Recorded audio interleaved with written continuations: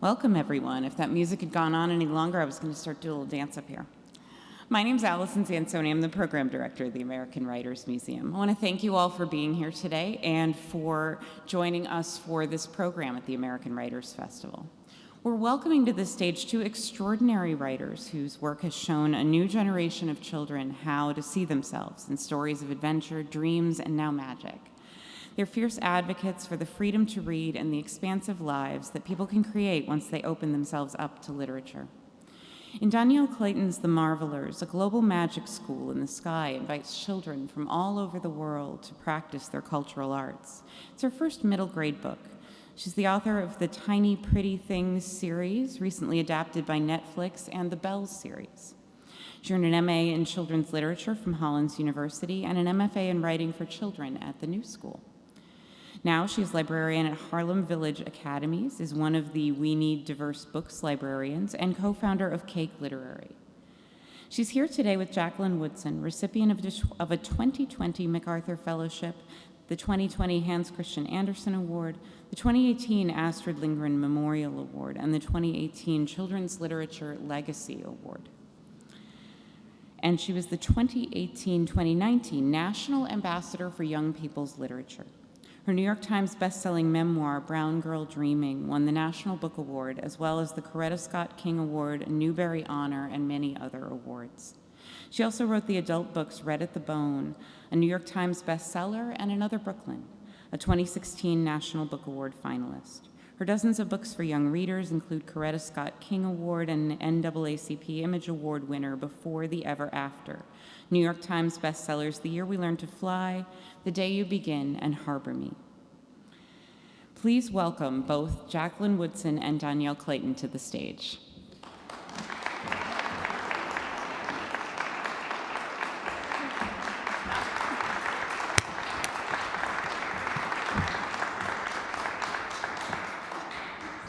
Should I come closer?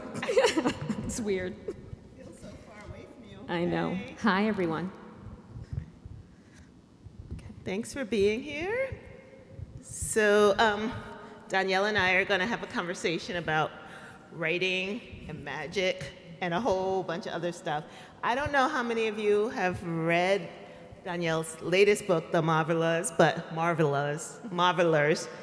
it's phenomenal. And I just went for my second round. So in the book there are, I would say, I'm not going to call them factions, but I want you to talk about first and foremost the Marvellirs, the Conjurors, and the Aces. Can you just tell the audience a little bit about? Sure. So first of all, I'm so excited to be here with you to talk through my first middle grade debut, which is about a magic school in the sky. Mm-hmm. And so I created this world where we are in our world, but there are several different groups, several different magical people. And the one magical people that is sort of the largest is a group called the Marvellirs. And they believe that people who have magic are born with a light inside of them, which is their marvel, which is what is marvelous about them. And they decided to leave the regular world behind and live in the skies. They built 3 cities that move all over the world and a school for their young people to attend in order to practice their marvels. And they are very much not wanting to be around people who don't have magic, but also another group. So there's a group called the Conjurors who were left down with the non-magical people when the Marvellirs decided to take to the skies. Mm-hmm. And their magic is deemed a little too different, a little strange. And so they allow the Conjurors to visit their cities, to work in their homes, to shop, but they have to go home because their magic has been stigmatized. It has been thought of as a little too strange. And so that's the other group. And then the Aces are my sort of villains. The Ace of Anarchy is my villain, and she has a group of other villainous people that help her do her bidding. So you picked up on all my all my groups. And then there is, in the book, and I shouldn't talk about it as though people have read it because it just came out May 2nd. So, but I'm just fascinated because it's not. I write realistic fiction. Yes. It's not a genre that I move into that often, and I was fascinated by how someone coming from realistic fiction saw so many things that were familiar, and I kept saying, oh, I can't wait to ask Dhonielle, is this intentional? Is this intentional? One thing that happens is our main character's aunt has gone missing.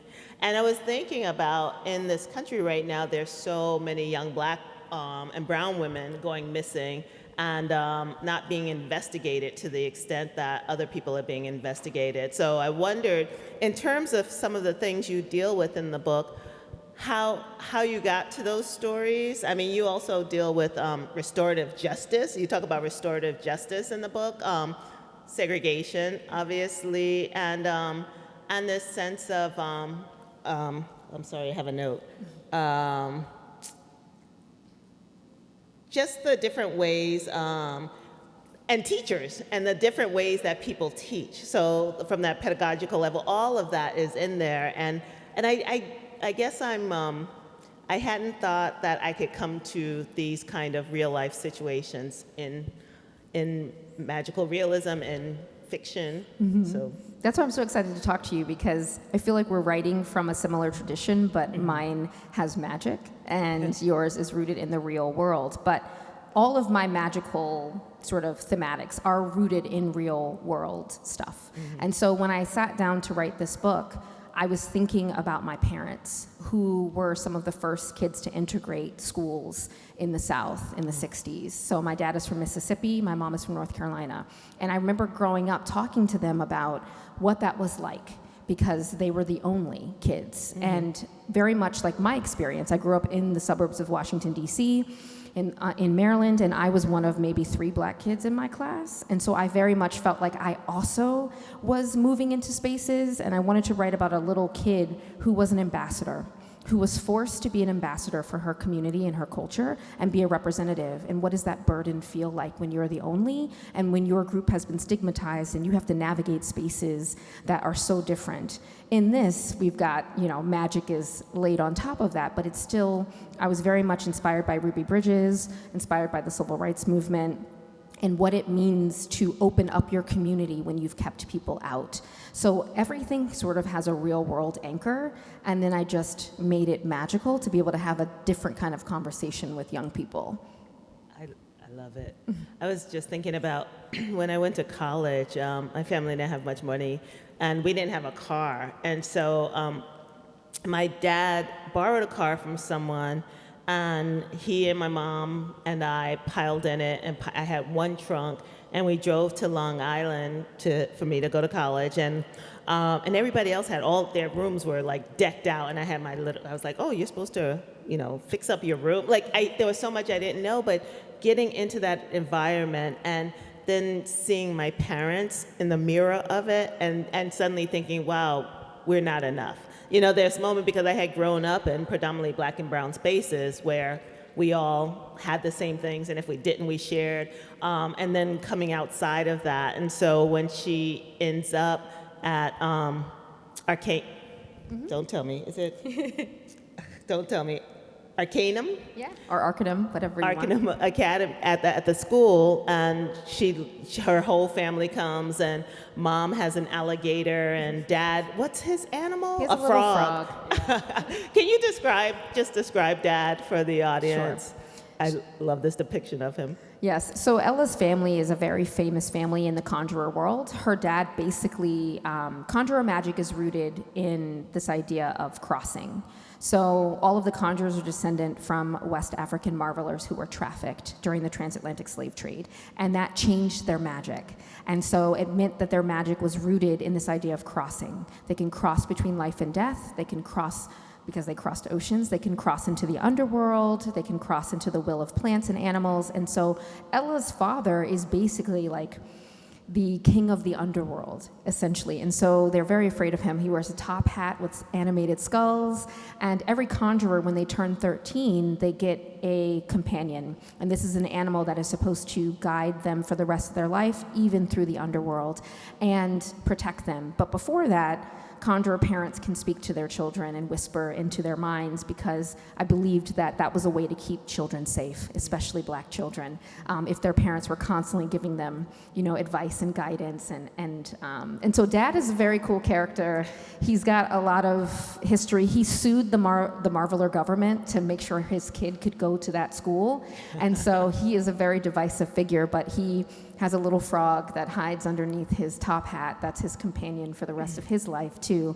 His wife has an alligator named Gumbo, because kids love, come on.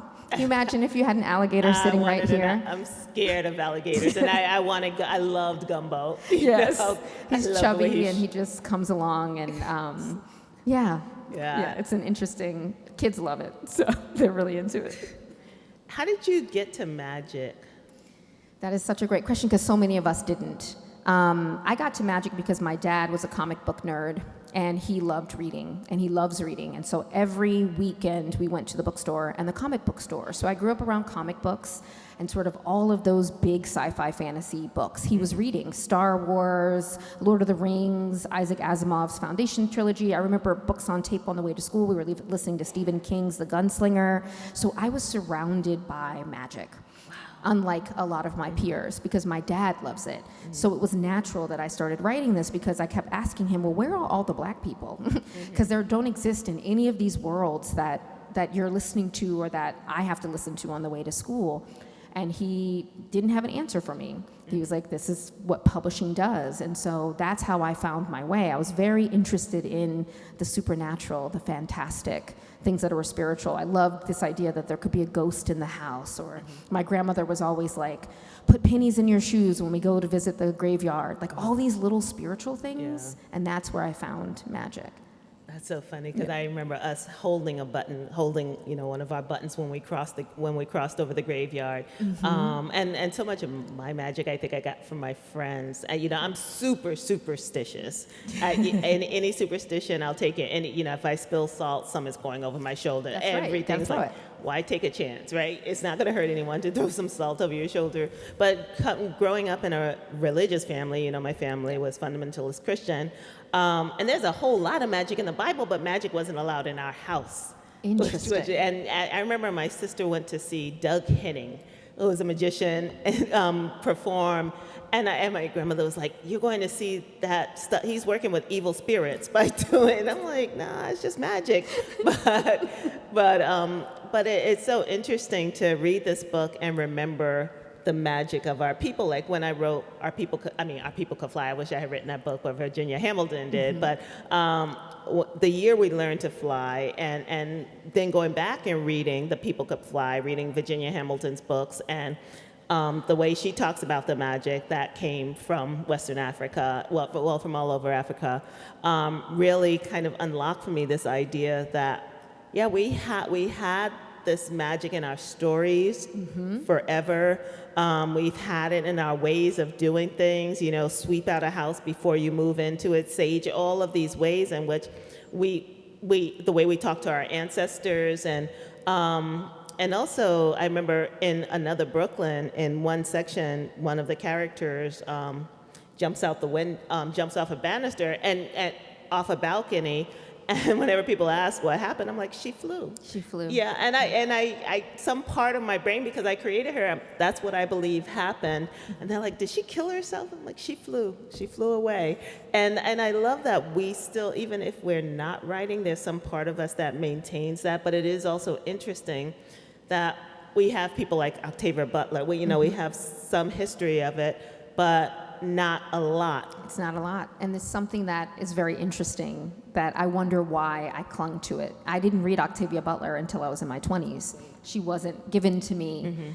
Virginia Hamilton, yes. She probably filled my childhood imagination, and I am always trying to be like her in my work, where it's rooted in a Black American tradition, but infused with magic, making all of the things that we're talking about, these Black American superstitions, making them actually sort of real in a way is super important to me, because it felt like magic. I remember my grandmother would say if a fork hit the floor, it meant a hungry man was coming to dinner, right? Say what? If you dropped a fork in the house, my grandmother would say, a hungry man is coming to dinner. Make sure to look out the window, right? Like little things like that. And I thought it was real. So I'm like, who's coming to dinner? Who's coming, right? I would wait and wait and wait. And I thought, how do I make that magical, actual magic, so that kids who look like us, who are filling their creative wells, can also have their imaginations sort of grown and springboard. Because so many of us go to realistic fiction. And I always wonder, I'm in constant arguments with people that we know about magic and why they hate it. Yeah. And I feel like I'm the only person that loves magic in our group. Funny. So for those of you who don't know, the world of children's books is small, so we all talk and drink and talk and gossip and get together. But you don't have to name the name, but will you tell that story about the writer who didn't believe in magic? Yes. Okay, so if you get the book, you'll see who I dedicated the book to. It's Jason Reynolds. If you don't know him, please read his work. It's phenomenal. But we've been in a series of arguments for probably a decade about magic. He hates it, and he hates dragons. And so I dedicated the book to him. I said, this book is for Jason Reynolds, who hates dragons. Beloved readers, please ask him why. So for the rest of his life, small children ask him why he hates dragons, because I am a troll, and that's what friends do. That's what friends are for. But he said that he felt like as a child, his imagination was taken from him very early by the nature of being a Black American boy. And he said he didn't have room for magic. And that made me incredibly sad, because I had so much room for magic. And I wanted to make sure that other kids that looked like him would be able to see themselves in magical settings and be able to imagine themselves as having powerful magic. And it's one of the reasons why there is a cute boy on my cover who loves magical animals and can talk to them. And I just wanted to be able to showcase that and help grow imaginations. That's what I think middle grade fiction does really well. But I do think something in our community where our kids don't get to have magic. They get to have the real. They have to be prepared and armed for what they're going to face and the hostility. And I wanted to find a way to build a bridge with That's so magic. interesting, because you also have a girl who dislikes magic. I do. She's more like me. So my main character, Ella, she loves magic. She loves where she comes from. She's also an ambassador from her community going into this other community. And she's just like, let me show you what conjurers can do. Let me show you why you shouldn't be afraid, all of that we are awesome, which I felt like as a Black child I had to do, being one of 2 or 3. I had to be this sort of perfect ambassador. But her roommate and her best friend at school is a grumpy white girl who hates everything. That was more like me. In middle school, I hated it. I just want to read my book. I don't want to be don't look at me. I'm reading my book. Leave me alone. Let me be up to my own devices. And she hates it. But she belongs more than my main character because she's a legacy student. So I wanted to showcase that there are different ways that you can come at this idea of magic and whether you like it or not. But I do wish more of us would come into magical spaces. I don't know is it scary? Is it something that when you're building your books and your worlds and what you want to write about? You're such an inspiration. I have to say that, because you really have had me thinking about that absence of it in the literature so many of us write for young people. And where even as we struggle to not make it medicinal, right, it still is. I'm putting the real world on the page, and I'm going to put hope into it, and I'm going to talk about some of the harder things, and someone's going to get through it. And my question is why can't magic help them get through it now? But it wasn't what I read as a kid, and I always think you write what you read, and it wasn't the way I always say I write because I have questions, not because I have answers, and it wasn't a part of the questions I was asking because it wasn't a part of the narrative I was living. So that's fascinating too. So you write for questions, and for me, I write things that piss me off. So each book is something I'm mad about. So for the Marvellers, it's why do children who come from different communities have to be ambassadors for those communities, whether they're queer kids, whether they're Black kids, whether they're any kid of color, disabled kids who are neurodivergent, neuroatypical. Why? And that was what frustrated me. And I was a teacher in East Harlem, New York. All of my students were first and second generation. immigrants from other places, and they kept asking me tough questions like, why am I not at Hogwarts? Why am I not in these magical universes that every other kid is talking about? But none of these people look like me. None of these people speak any of the languages that are spoken in my home or eat any of the food. And I thought, this is incredibly unfair for me as a librarian to try to get them excited about books, try to help them with their literacy, for them to not see themselves reflected.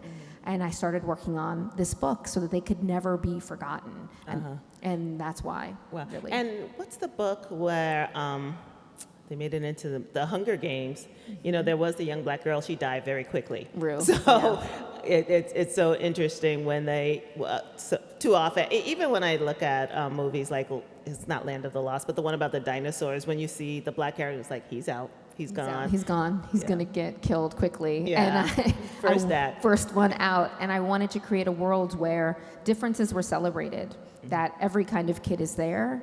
They speak different languages. Every kid wears a translation crystal so that they can communicate with their peers. I wanted it to feel global, but for us to have an honest conversation about community. Who's allowed in, who's kept out. Even when we say that we're a global society or a multicultural society, we find ways to create difference. And just because you have magic doesn't mean that you are above bigotry and bias and prejudice. So.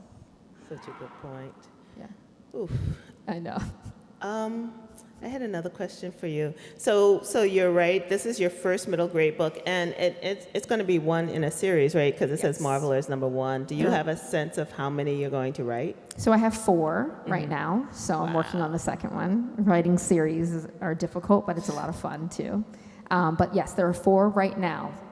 There might be more. And they're going to be the same characters throughout? I can see your little sister growing up, and do you get tired of the characters when you have to spend 4 books with them? I do get tired of the characters, and that just means that I have to make a change. I have to push them to the edge. So I've written a couple of other series for young adult, but this will be my first middle grade one. So we'll see if I get tired by book 3. But I think I love the world enough, and I love that kids are already falling in love with the world, that I want to make sure to do right by them so they can have all the books they want. It's such a bejeweled world, too. Yeah. It's so beautiful. Can you talk a little bit about, I know I have to leave time for y'all to ask questions, but can you talk a bit about TV, the world of TV? Absolutely. So I had my first book that I wrote, Tiny Pretty Things, turned into a Netflix show. It's very racy, so if you do watch it, it's TVMA, which I wasn't excited about, but what does that mean for mature audiences? It means mature audiences and lots of naked people. That's some new thing with young people and nudity and TV, right? Mm-hmm. That's so funny. And I didn't know until I sat down to watch the pilot with my dad. And then he turned to me and he said, "You have all this sex in your book?" And I said, "No, sir, I do not. This is Hollywood. This is what happens." But Southern dad. Oh my God. It was so bad. It was so embarrassing. I was like, "Don't look at me, Dad. Don't look at me." But yeah. So when you get a book adapted, Hollywood makes changes, and they don't really ask you your opinion on them. So I had to just roll with it. But for the rest of my adaptations that are coming, I'm much more involved, so that the content doesn't go to TVMA and can be shown in schools, because my books don't have MA content in them. So it was frustrating. So what else do you have coming? So I wrote a book called Blackout with a bunch of other YA authors, and President Obama is making that into a TV show and into a movie, so that's coming. I'm going to be closing my movie deal for the Marvellians on Tuesday, so I'm very excited. It's so visual, Yeah. so it makes so much sense. I was worried, though, because everyone told me that you can't write a magic school book in the age of Harry Potter, that we have the one true magic school. Everyone told me no, that it couldn't be done. It's so different. It's so different, right? However, right now, I'm getting swarmed by J.K. Rowling fans and trolls, sending me death threats and all kinds of things. And it's like, wow, this is how institutions are protected. Wow. Every day I wake up and I've got all these comments and threats in my messages because I've written a magic school book that could be threatening her legacy.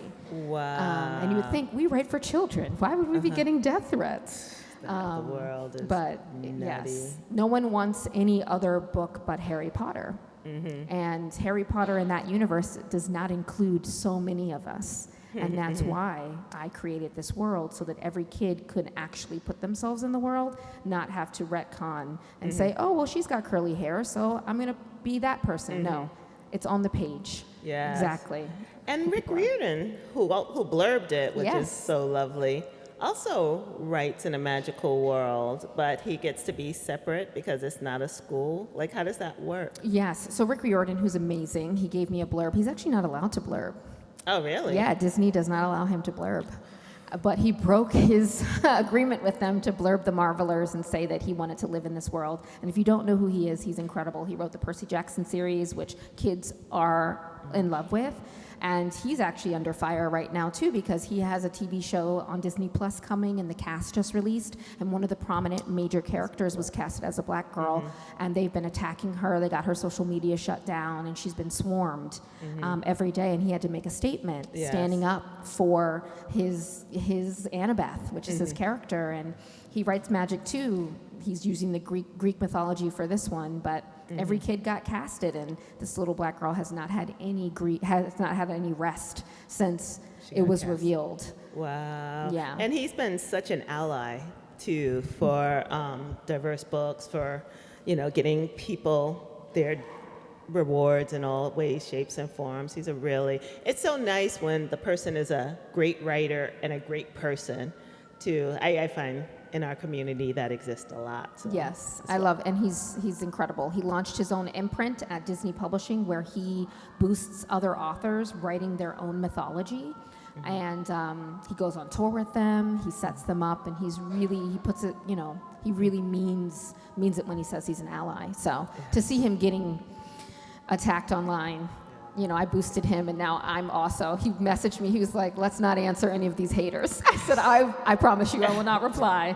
But we're in the age of banning. We're in the age of all of this sort of online vitriol, and it's really, really tough. I mean, you've been in the crossfires for decades. It's a long crossfire. But what I was saying to you, that's different, is now. The banning of books is getting legislated. So whereas before people were just like, get that book off our shelf. I remember at one point, Miracle's Boys was the most stolen book in a library, and we didn't know if people were just taking it off. This was in London, I think, off library shelves because they didn't want it there, or because they wanted to have their own copy. But it was Harry Potter and the Miracle's Boys. Those were the stolen books, so it was interesting. But yeah, I think it's such a critical time in terms of all the work we have to continue doing. I have a friend, Urvashi Vade, who died sadly yesterday, who was an activist, who remains an activist, and a new ancestor activist. But she. One thing she said was, you shed the tears and then you get up in the morning and you go back to fighting. And I just feel like that's where we live as a society, and trying to do the work to make ourselves, to keep surviving as a society. So. And you would think we're writing books. We're writing books for kids and getting attacked and threats and taking them away. And it's like, what are you so afraid of? That's what I want to ask people. I would love to show up at school board meetings and all that. What are you actually afraid of? Are you actually afraid that they see a certain word, or they're reading an experience that is not yours? They are people living in the world. They are young people that are going to have to interact with people that are not like them. Isn't it great to meet them in a book first? It's so true. I remember I was in Michigan, and I was doing a panel, and this teacher came up and said, I really like your books, but I don't use them in my classroom because there's no one in my classroom that looks like your characters, like out loud. And I was like, oh God, please don't let me be the black person your students meet, the first black person your students meet. And this idea that the young people are going to exist in that bubble that they're in for the rest of their lives, and that we don't want more for them is always. It's so foolish. And ridiculous, because I had to, as the one of 3 black kids, I had to read about everyone who wasn't like me my entire life. So you can read about me too. I do think I get to fly under the radar because I write fantasy, because the parents aren't paying attention to fantasy. So it's kind of great. I'll wait for the Marvelers to get banned. I don't know. But I can just say, well, it's magic. So it's not real. It's not real. And see how they do. But we'll figure it out. Right now, I'm just dealing with Harry Potter fans who my won't goodness. let me rest. Wow. Who knew? 25 years old, Harry is, and yet it's warriors. There are warriors out here for him. That's amazing. Yeah, and because J.K. Rowling has stepped in it big time and revealed herself as a transphobe, and so people are having that conversation on top of it. So, and because I have queer kids in my books, they are mad about that. So, wow. I know. It's wild. Oh, are we taking questions from the audience? I think so. Does anyone have any questions for us? Some people are sitting very far away from us. I know, we can't see. Folks, if you do have questions, we're going to ask you to just step up to the mic right here. Don't be shy. So that everyone can hear you. And just a reminder, questions have question marks. That is my one teacher thing from 13 years in the classroom. Yes. Thank you so much for your books. I have two. I have a 9th grader and a 7th grader, and so I've been reading Middle Reader for 5 or 6 years now. And I was just in a conversation with my 13-year-old, and he was wondering, or he's wrestling with this idea of knowing he's two things as a multiracial young person, but only not necessarily feeling like he's both things. And I wonder how you wrestle with that, like in your stories and your characters around having these multiple identities, but not always feeling as deeply connected to all those identities. I think that had a question mark. Can you repeat the last part of that? I know you talked about the multiracial identity. Yeah, just how you might wrestle in your own writing and with your characters around the knowing you have multiple identities, but not feeling connected to all those identities. Yeah, I think we can both answer that. I have a multiracial family, and it's one of the things I think about as someone who is African American, but my kids are biracial, and their half siblings are different races. So in our family, there's Korean, Puerto Rican, Irish, Jewish. Like there's all of these things, and the kids connect to all of that. And I guess I should never say never, but it's going to be hard. And maybe if I wrote it, they'd find all themselves in one book. But I do think that they do find themselves. Like my son, who's 14, is such a Jason Reynolds fan, and What Doesn't Kill You Makes You Blacker is one of his favorite audio books, and that's a book about a black guy growing up in Pittsburgh. And he's like, that's me, 100%. It's like, not so much, honey. A, you grew up in Brooklyn. B, but it's interesting because I never want a young person to come to the narrative and not see some part of themselves in it. And I never want them to have to compromise, feel like they're compromising. So I do hope that so I do write about biracial, multiracial families. I do write about families where there are two moms or a single mom, or, kids being raised in foster care, and all of these ways that I know young people exist in the world.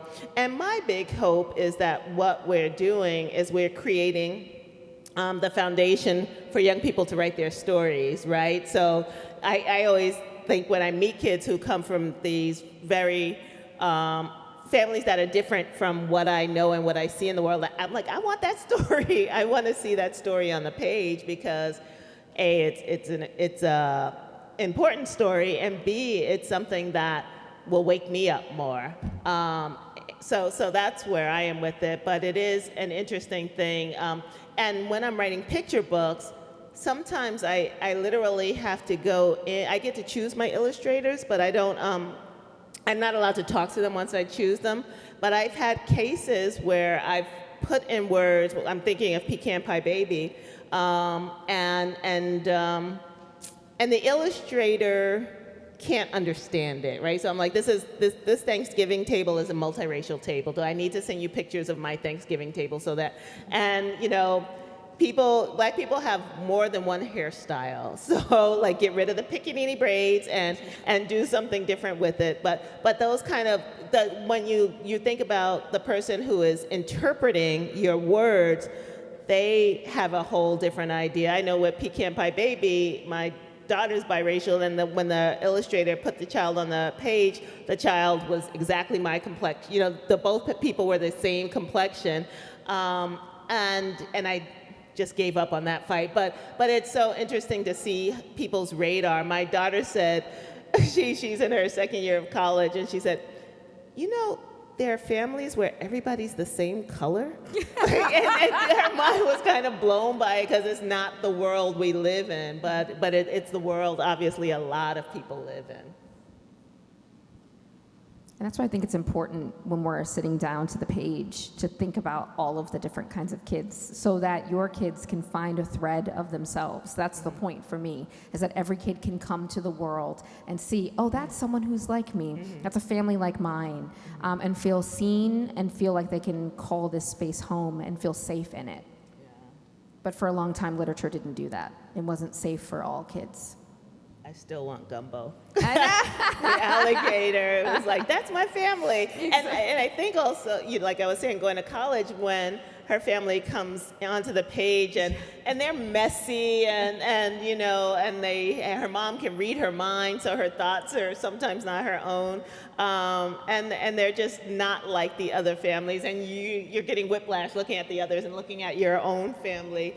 And also, there's so much love there, too, at the same time. The amount of love that this family exudes is so familiar to me. I love the complexity, and I love that, young people can come and find that.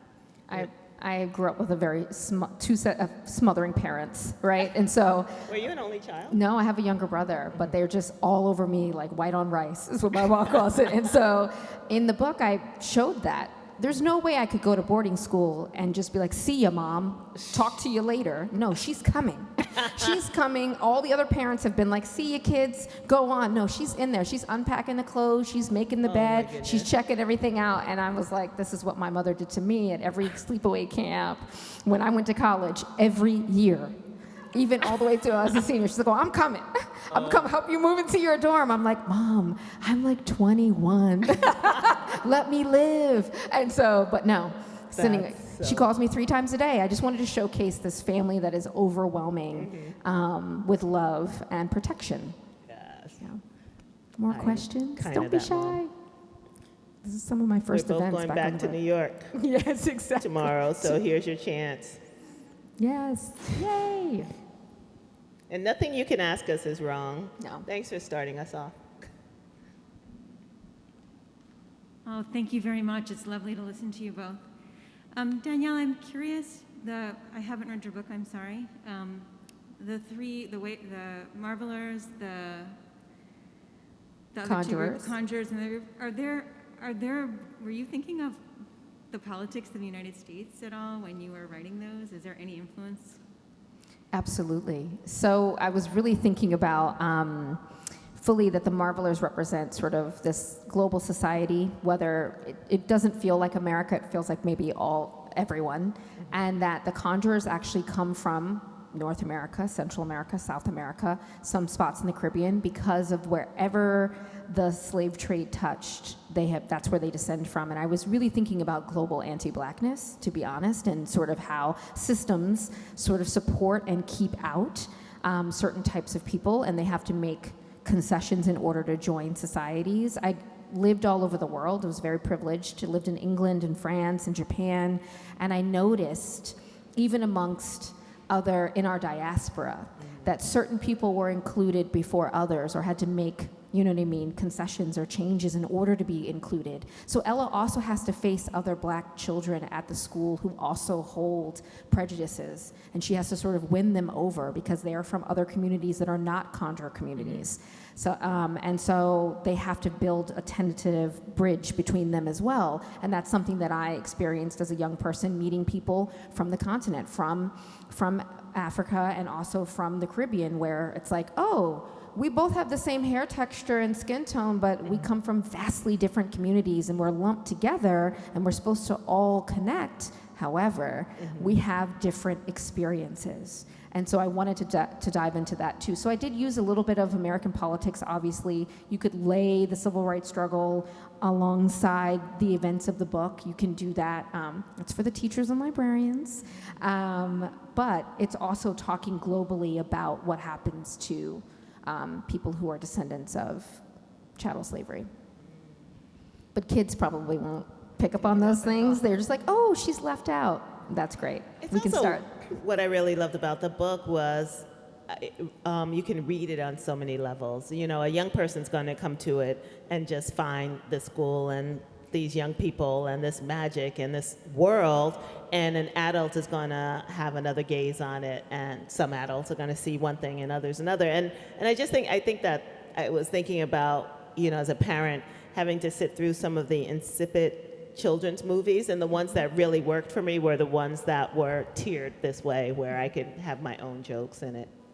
And that's what I wanted to do. I wanted to remind adults of what it felt like to be a child reader, and then also have a world that can be a discussion point for young people, because young people understand insiders and outsiders, but they don't really know how that's crafted and created at an institutional level. And so the book is also told in found documents.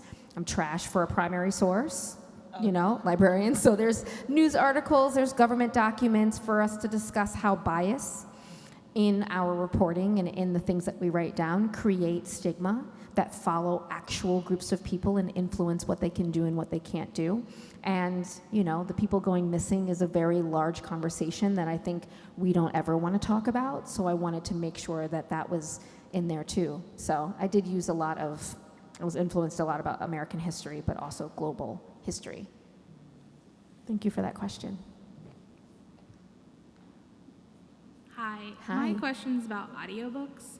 So I recently listened to the Rumor Game, and it included all these really great like sound effects, because a lot of it, you know, takes place with like social media, and it was something I hadn't seen before. And so you talked about, you know, Hollywood kind of changed your books when they go to screen, but do you have any kind of sway when it comes to how your book gets recorded?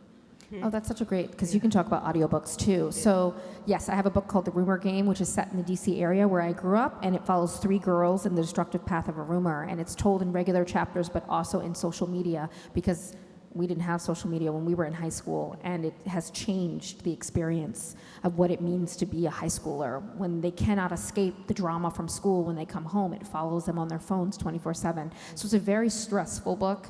My apologies. Because it's about that snowballing of like, it doesn't matter what someone says about you online, whether or not it's true or not. If enough people believe it, it becomes the truth. And so they did what they wanted to do for the audiobooks. That's usually how it works for me. I don't get to really control. I get to talk about the narrators I want, but I don't get to do anything more than maybe pick a narrator. Do you have more say?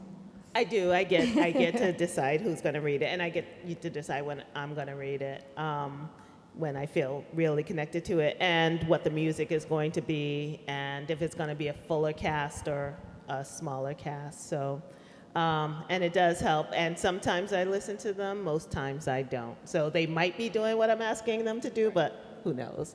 So I think we have time for one more question. Hi, thank Hi. you guys so much for coming out here. So very small question. For someone that's interested in writing fantasy, what are tips or advice you would give to just get into that world, how to write in that format, and just any obsolete advice? Well, that's such a great question to end with. Right. If you want to write fantasy, you should be reading a ton of fantasy. I think I learned how to write fantasy from being a reader and from figuring out what I liked. and what I didn't like. And I do something that writers probably hate, but I will break a book. That means I will read it and I will chart it out, do a close reading, and find all of the strings that the author has left behind, all of their magic systems, how everything works, what are the rules of the magic, how do they influence, what are the consequences, and I make a chart. And I do that for books that I feel like I'm in that tradition. I always sort of, when I'm writing my magical books, I'm thinking, okay, who is this book in conversation with? Whose body of work? And then I study that body of work and do that sort of exercise of breaking down a fantasy book into its parts. And that exercise really taught me about what I like in terms of magic. And if you want to write magic, I can show you how to do that. But it sounds clinical, but it's a way to figure out how things work. And so that would be a start, figuring out your magic system and doing a ton of reading. And then also, I'm influenced a lot by TV. Oh, hello, Chicago. This is as bad as New York. It's been really loud here. I've been here for 4 days, and I'm like, this is louder than Harlem. But also, I watch a lot of TV and films that are fantastical, and I try to figure out, how do I interact with that? How do I like this kind of magic, or how it's depicted? And so I start there as well, in those two things. What about some writing advice? I'm just taking in your writing advice. I would love to know, and maybe you have it on your website or somewhere, a list of shows that you like to watch. I always follow Catherine Patterson's advice, which is big button chair. What is that advice? That advice is sit your butt in your chair and write.